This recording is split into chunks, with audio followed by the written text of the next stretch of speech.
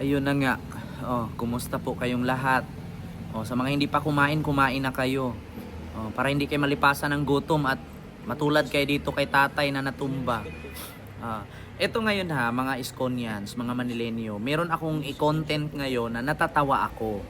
Alam niyo sa totoo lang, maniwala naman ako na nangyari talaga na habang papauwi daw si Mayura Hani Lacuna mula sa kanyang service, no, bilang mayor, meron daw siyang nakita na malapit daw ito sa SM Manila na merong matandang natumba.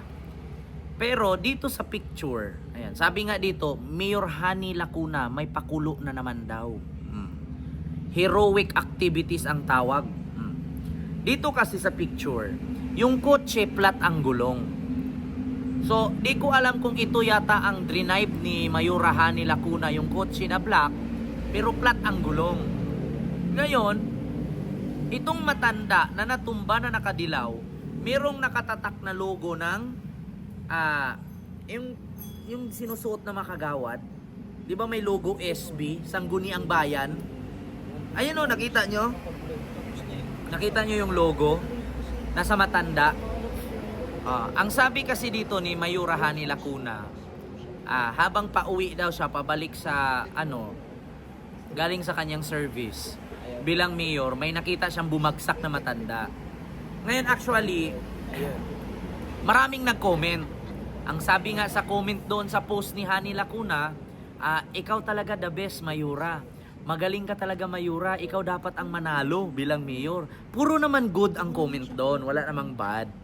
Pero pagdating sa 20 ka comment pababa, meron akong nakita. Ang sabi, wag na tayong maglukuhan, Mayura. Pakulo mo na lang 'yan. 'Di ba? Kasi ito hindi naman ako sa naninira, pero parang ganun na nga. Alam nyo kung bakit? Yung damit nung matandang lalaki, no? Damit yan na kung saan logo ng barangay. 'Di ba? Logo ng barangay, SB Sangguniang Bayan. Kagawad ata yan eh. So ngayon, pinatawag daw niya sa DRRMO, bumagsak daw si tatay, sabi niya sa kanyang post, caption ng kanyang post. Actually, marami namang naniniwala doon na talagang si Mayura tumutulong. Siyempre, bilang public servant, ano bang unang gawin mo kapag may nakita kang natumba, kapag may nakita kang na disgrasya? Malamang sa malamang, tulungan mo kasi public servant ka eh. Pero sa totoo lang, ang sabi naman ng iilan, wala ka nang maloko, Mayura. Wala ka nang mauto. Lumang tugtugin yan. Lumang tugtugin yan ginagawa mo. Tanga na lang ang maniniwala dyan. Sa totoo lang, Mayura. Tanga na lang ang maniniwala dyan.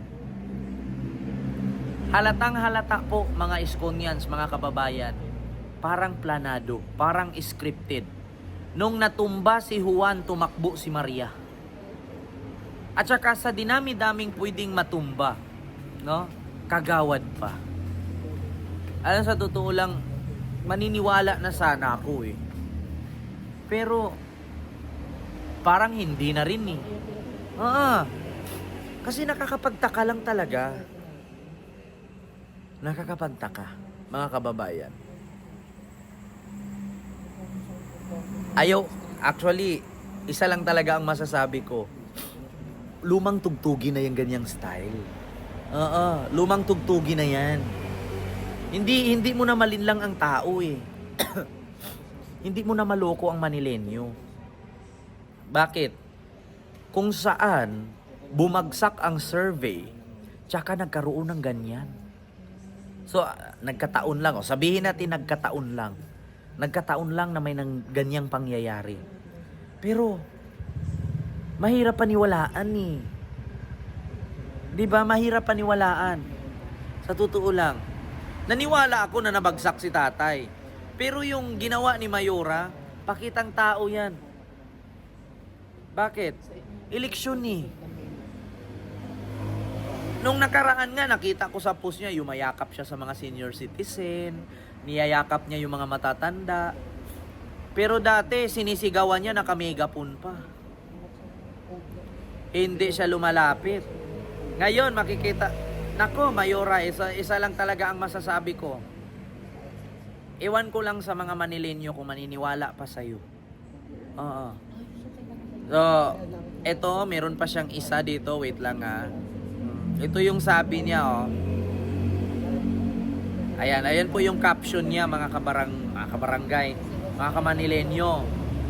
Pabalik na po tayo sa City Hall galing sa ating mga speaking engagement nang may nadaanan tayong aksidente sa SM Manila.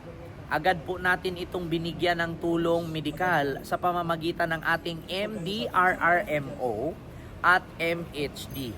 Palagi ko pong paalala na mag-ingat sa kalsada anumang oras.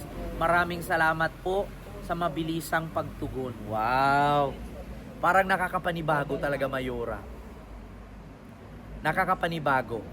Nung panahon na ang lakas ng bagyo, umaga na lang hindi ka pa nag-suspend. Kaya nga nag-post si Yorme nun eh. It's been raining in Manila, hindi pa rin nagsususpend. Tapos ngayon, agarang aksyon. Huwag na tayong maglukuhan, Mayora. Huwag na tayong maglukuhan. Lagi naman yan may nangyari. Maniwala lang ako, Mayora, kung mabilis talaga ang pagtugon ng aksyon mo. Kung mag-ikot ka sa bawat sulok ng Maynila, hindi yung pupunta ka lang sa City Hall, uuwi ka lang ng Sampaloc. Tandaan mo, Mayora, ang Santa Ana, San Andres Bukid, di ba? Pedro Hill, saan pa? Tondo, saan pa? Party din po sila ng Maynila. Pero bakit bihira ka lang nakikita sa mga lugar na yun?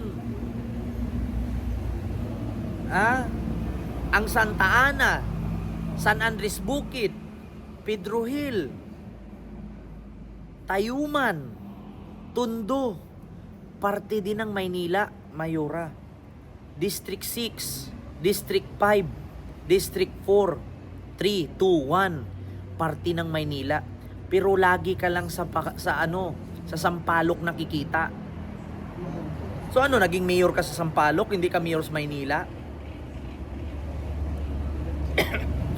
Kaya kayo hindi binuboto ng tao eh.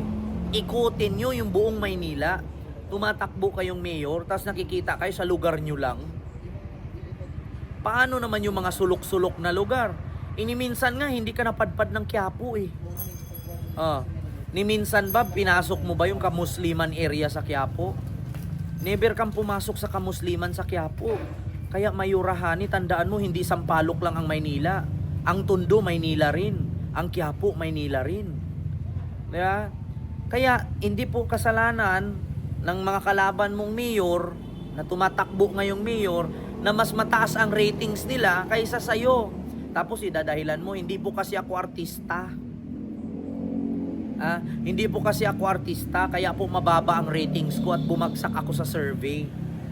Hindi naman dahilan ng pagiging artista dyan, gumalaw ka kasi. Lagi nga ang sinasabi, kung kaya ng lalaki, kaya ng babae. Mayora ang Tondo, Maynila rin. Mayora ang Santa Ana, San Andres Bukid, Pedro Hill, Manila rin. Hindi ka nga nakikita dun eh. Diba?